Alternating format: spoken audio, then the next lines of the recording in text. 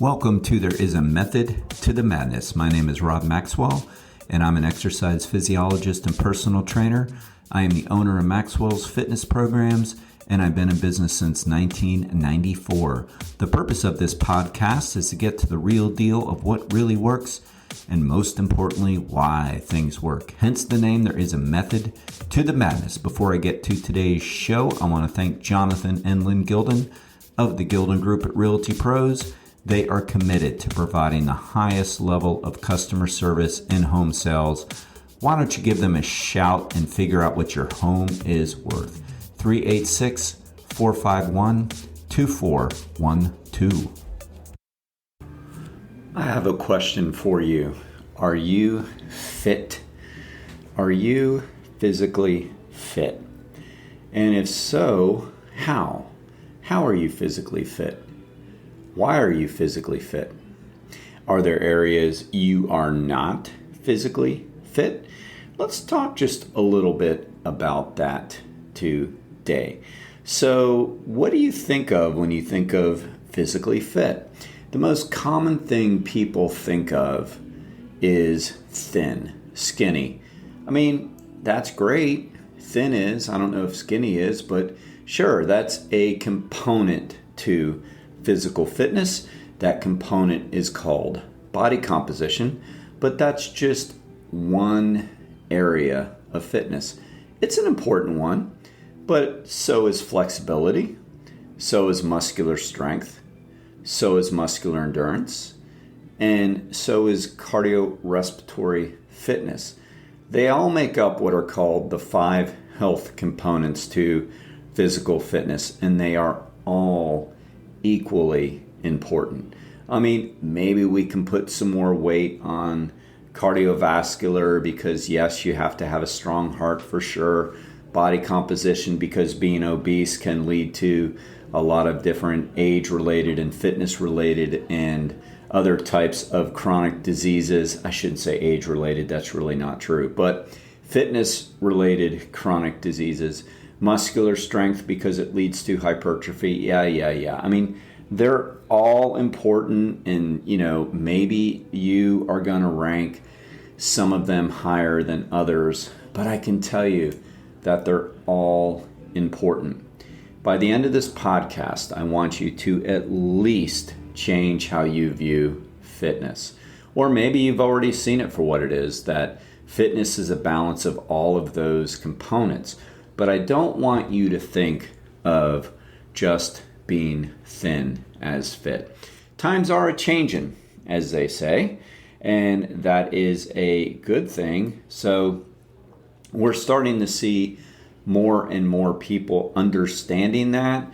I mean, if we go back to the 1970s, probably before that, but maybe up into the 70s and 80s. I mean, I should say the magazines and all of the movie stars and all that, that was just about being thin, and everybody thought of fitness as being thin, being skinny. I mean, nowadays there's enough good information out there that shows that that is just not always true. It's not necessarily true. So times are changing, but I will say they do need to change a little bit more, because I do think that out of the 5, people would still put body composition as like 2.5 of them, and then everything else adding up to the middle, which just isn't true. I mean, they're all important.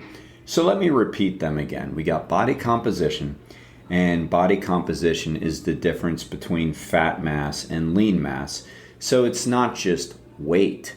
I mean, weight doesn't matter a whole lot. I mean, I know the BMI, which is body mass index, a lot of physicians use, but the good ones will tell you that there's a lot more to the story than that as well, because BMI is nothing more than height and weight into an equation. I don't even want to say it's good. It's okay, but like body composition means a lot more. Like, what are those pounds on your body? Are you mostly muscle or are you mostly fat? Well, that's body composition. We want mostly muscle. That's what body composition is. That would be ideal to be more muscle than fat, of course. Then there's cardiorespiratory fitness, and that is the ability for your heart and lungs to produce oxygen at the rate at which you need it. So the more oxygen that can be produced when you need it is the mark of a good cardiorespiratory system. That is very important. Let's say you're thin, but you don't exercise, and then all of a sudden you're climbing the stairs, you're out of breath. Well, you're not fit. You don't have a fit cardiorespiratory system.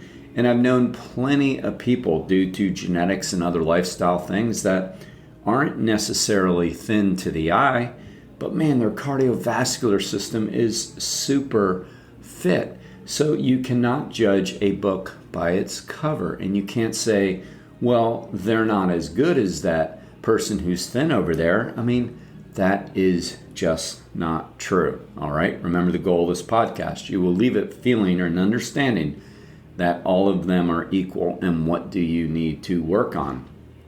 Then we have muscular strength. Now, in the pure definition of it, it's the ability to move a load one time. Like, that's the pure definition. But really, I think we know what strength is. It's the ability to do work.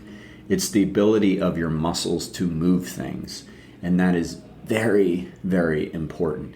Here's another example we see quite often that's not correct. People will see runners out running, and that is awesome. And they might be thin, and they're running, and they look like they're running at a good clip from what you can see.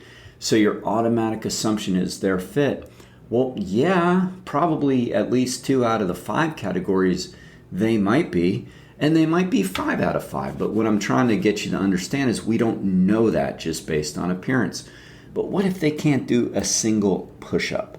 What if they get down onto the floor to attempt to stretch and they have trouble getting off the floor because of their mobility, their flexibility, or their strength?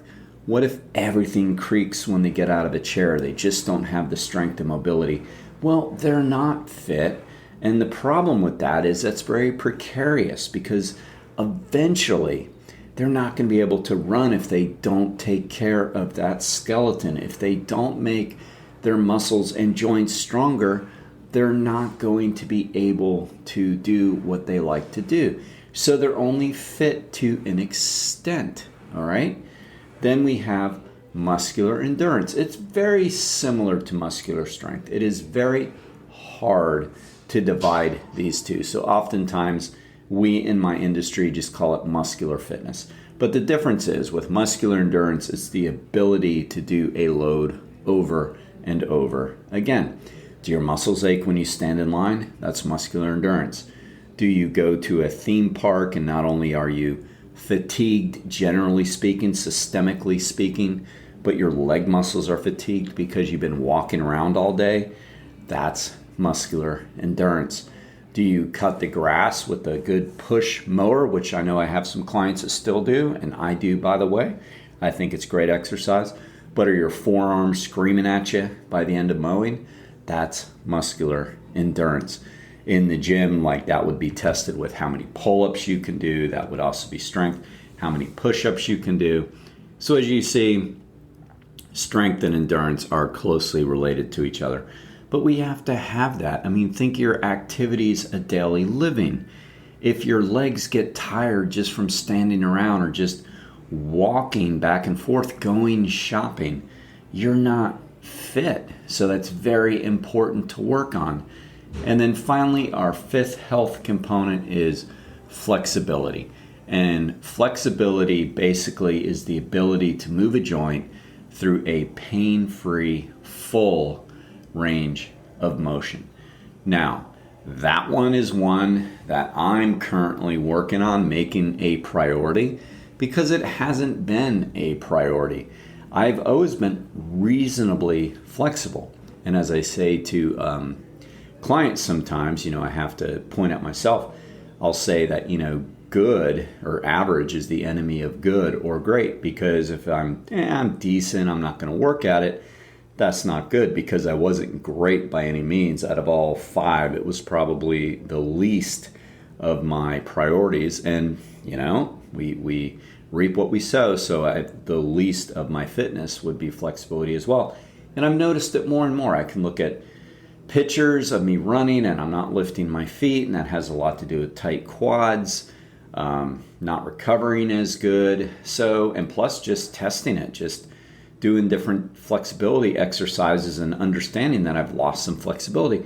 So I've made it a priority because we want our joints to move crisply, I believe, right? That gets back to getting out of the chair example I used. Part of that is strength and part of that is flexibility.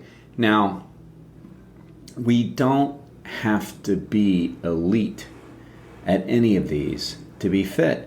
We just have to be fit. We just have to be competent. We just have to be good.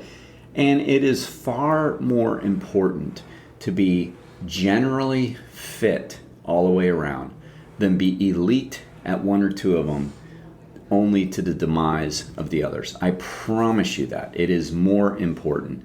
You know, the military has always done a good job with that. They want fit soldiers, right? I mean, I think you could imagine why. But they want fit soldiers. They've always been good at stressing cardio because they run, they march, they walk, they ruck. They focus on strength by doing a lot of different calisthenic type exercises, strength and endurance, by doing push-ups and squats and pull-ups and sit-ups and those types of things. And the modern day grouping that they'll have in there also is some strength training, but they do a lot of calisthenic type bodyweight exercises. They do a lot of flexibility, stretching after they work out and things, and that's part of their testing that they do. And they're expected to maintain a reasonable, not too skinny weight. It's part of how they get like different points through boot camp and things like that. Different types of tests they do. If you go to the academies like West Point or Naval Academy, it is all part of it, and they balance it out really, really well. So my goal is that you leave this thinking, okay, so I need to work on a balanced fitness approach. I can't just go to the gym and lift weights. I mean, that's what a lot of people do. That's great. I think it's a good start. Shoot, I did that probably through the majority of my 20s. Started doing cardio in my 30s. Some people just run and they think, oh, I'm fit, and they don't go to the gym. No, we have to do all of it. Flexibility, honestly, even though it's a priority, is the easiest to get in. I mean, if we just stretch a little bit after our workouts and during our workouts, like that's what we'll have our clients do, a stretch here and there is all it takes. But we still have to do it and attempt to do it correctly, okay? So hit me up. Let me know, what part of fitness do you need to work on? Thanks everybody for listening. I ask you to please hit subscribe or follow the show, and also please hit automatic download. It really helps the show. Now let me thank Overhead Door of Daytona Beach. Let me tell you, they sponsor this show along with the Golden Group at Realty Pros, and they sponsor the MaxFit Games. We cannot appreciate these guys enough. They have the absolute best garage door company in the area. Please give them a shout at overheaddordaytona.com.